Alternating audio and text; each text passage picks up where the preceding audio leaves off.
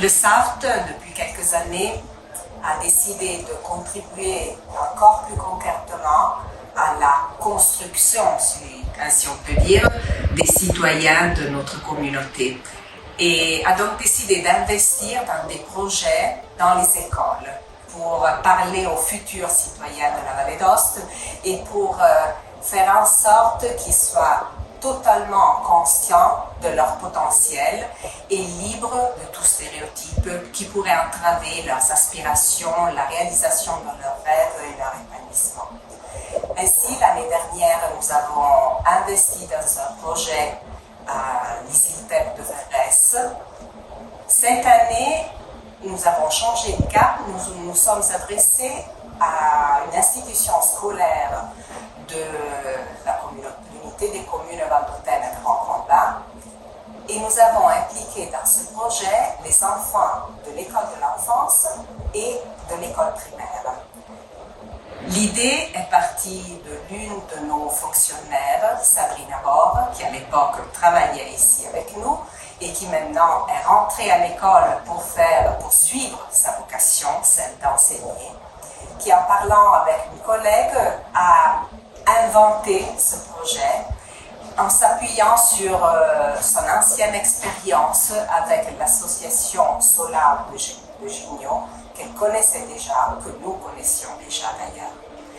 Ainsi, nous avons contacté Solal pour créer un projet pour amener les enfants à réfléchir sur leur corps, sur l'image qu'ils ont de leur corps et sur l'image que les autres ont de leur corps, pour éviter que tout soit stéréotypé, pour éviter qu'ils se laissent entraver par la vision que les autres portent sur leur corps.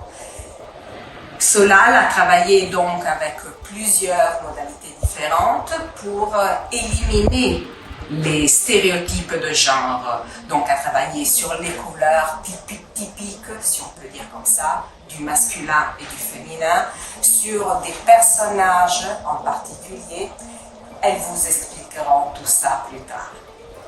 Mais la grande satisfaction du SAFT a été de voir ces enfants interagir d'une manière totalement libre.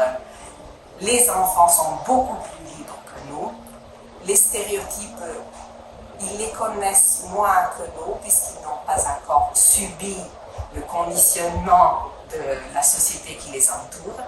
Et les petits grains que nous avons semés avec ce projet, avec la précieuse collaboration des enseignantes, enthousiastes, collaboratives, très actives, et de la dirigeante scolaire qui a permis la réalisation de ce projet, qui a permis l'accès de nos expertes dans les classes, a été fondamental.